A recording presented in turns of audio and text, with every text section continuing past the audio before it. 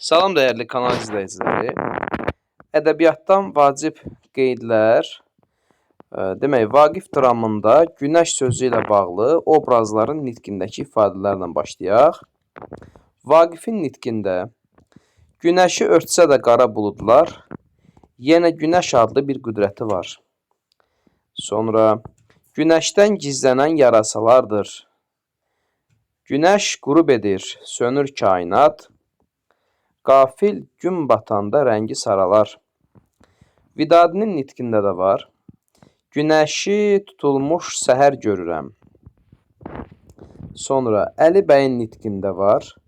Sənin günəş boyda bir vicdanın var.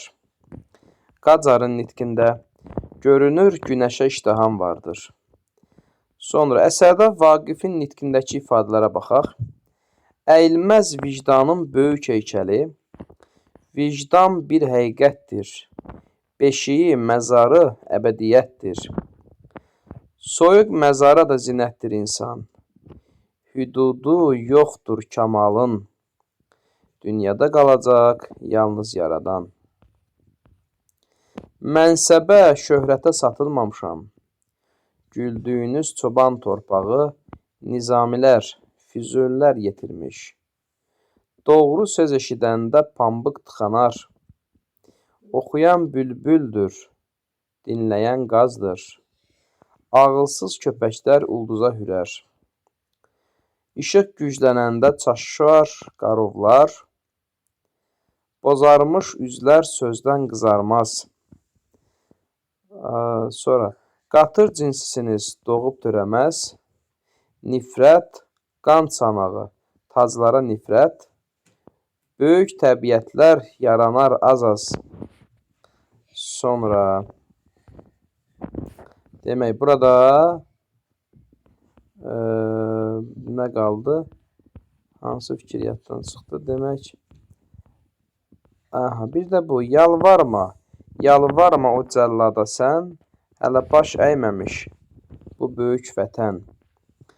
Vidadinin nitqindəki ifadələr. Hakimin hökmü, hünəri onun vicdanı ilə qardaş olmalı. Allah da çox sevir şeirin səsini. Qızılı utsa da qara torpaqlar, yenə qiymətini özündə saxlar.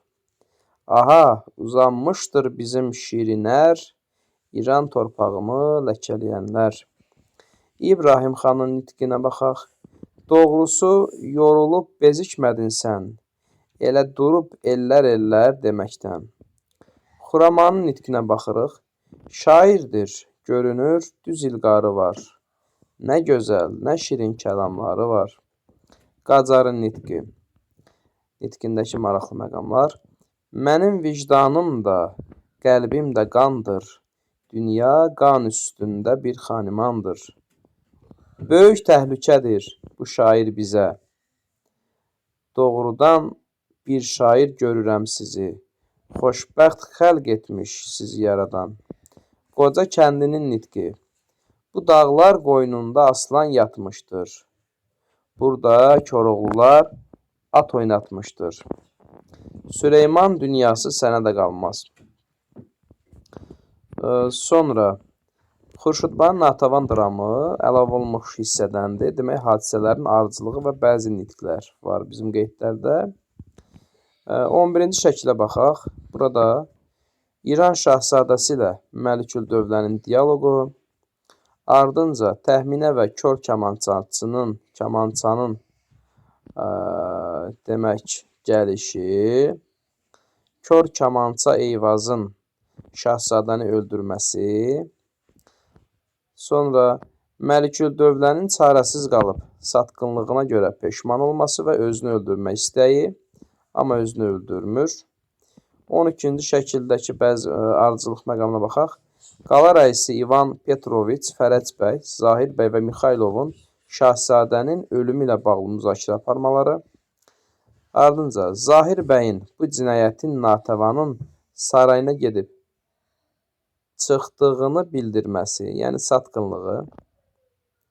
Mixaylovun qala rəisinə Zahir bəyin yalan danışdığını, satqın olduğunu deməsi, sonra qala rəisi İvan ilə Mixaylovun dialoqu. 13-cü şəkildəki arıcılığa baxaq. Qala rəisinin müavini Fərəc bəyin məclis ünsün üzvlərini çağırıb sorğu-sual tutması, Fərəc bəyin polislə Natavanın sarayına gəlməsi, o Seyid Hüseyni tutmaq üçün gəlmişdir. Natavan onu qovur. Sonra Natavan Fərəc bəyləyə şillə vurub qovanda Nəvvab deyir: şairə satqınların təhqirini cavabsız qoymadı. 4-də Tervahan deyir: şairəni təhqir etmək şeiri, sənəti təhqir etməkdir. Mirzə Ruhullah deyir: şairəni təhqir etmək bütün xalqı təhqir etməkdir. Seyid Hüseynin getməsi səhnəsi var və Natavanın da canişinlə görüşə getməsi. 14-cü şəkil. Şuşada Natavanla canişinin dialoqu. Canişin Natavana deyir ki, hətta siz də imperatora qarşı düşmənçilikdə təqsirləndirilirsiniz. Natavan deyir ki, biz Cənubi Azərbaycanlı qardaşlarımızla birləşmək istəyirik. Natavan deyir, şəxsiyyət, vicdan azadlığı olmayan yerdə hansı həyatdan danışmaq olar? Canişin deyir, xalq sizə əlvan buludlar üzərində uçan mələklər kimi görünür. Natavan deyir, əgər şeytanlar, mənsəb düşkünləri, satqınlar olmasaydı, zəhmətkeş xalqın mələk olduğuna siz də inanardınız. Canişinin Natavana heç olmasa Seyid Hüseyni azad etdirməyə çalışaram deməsi.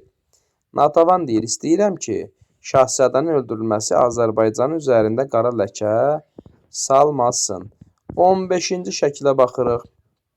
Yəni sonuncu. Natavan və məclis ünsün üzvləri Zahir bəylə qarşılaşırlar. Kəndlilərdən Şahmar və Möhnətin gəlişi, Hidayət bəyin arxı dağıtması xəbərini Natavana çatdırması, sonra Mixaylovun demək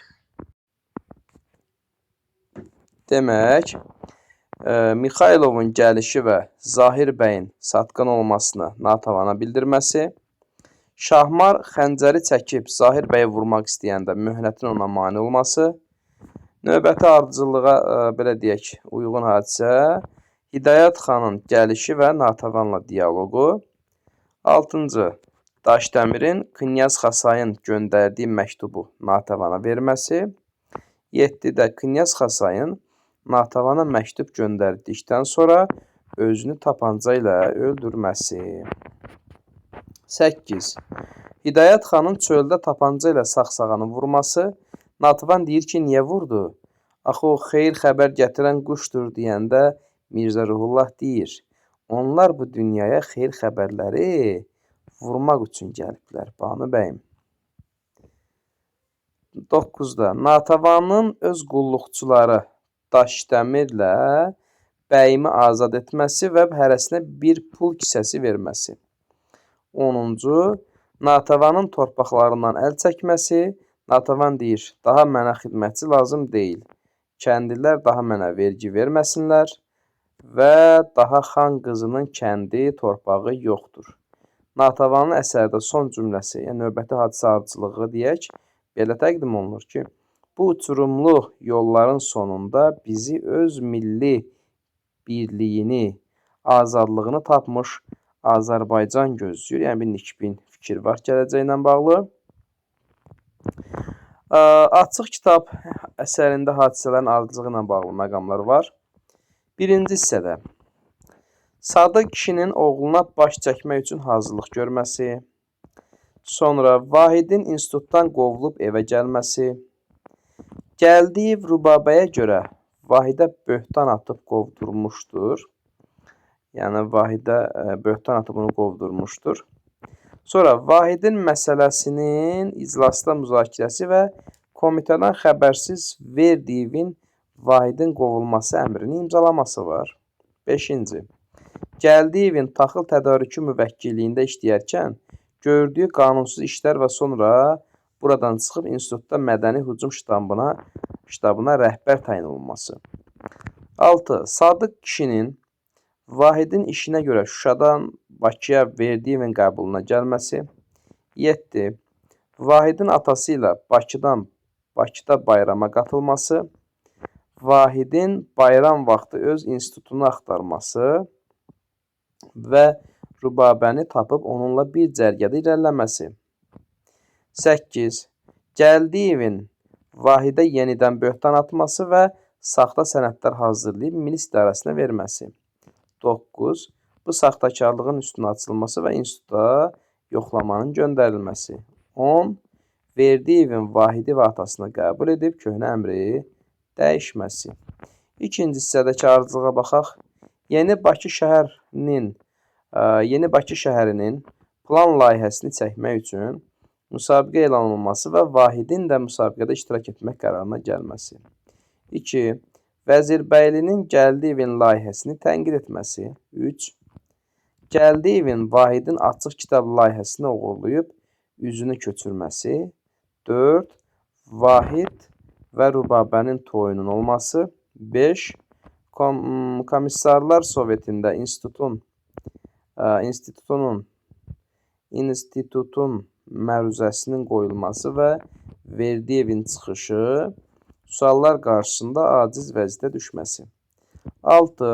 Vahid və Muxtarın danışığından sonra qərara alınır ki, İnşaat İnstitutunun rəhbər işçilərinə möhkəm əl gəzdirilsin. 7.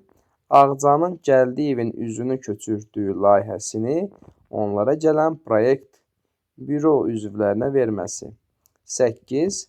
Gəldiyevin bu xəbərdən sonra təşvişə düşməsi və evdən çıxıb getməsi.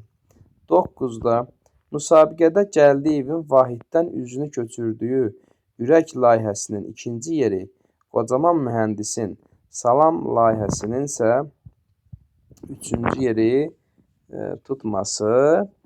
10-cu Vahidin layihəsinin ortalıqda olmaması. 11. Poladovun Gəldiyevdən şübhələnməsi. Çünki onlar Gəldiyevin ürək layihəsinə əvvəl də baxmışdılar. Layihə belə deyildi, dəyişilmişdi. Və Poladovun bu məsələni araşdıracağını bildirməsi, Poladovun Gəldiyevdən onun layihəsini istəməsi, yəni Gəldiyevin saxtakarlığının üstü açılır. 12-də Vahidin açıq kitab layihəsinin qalib olması və Vahidin Dağüstü parka gedib şəhəri, Xəzəri seyr etməsi. 13. Demək, dərslikdə verilən əsərin bu cümlə ilə bitməsi.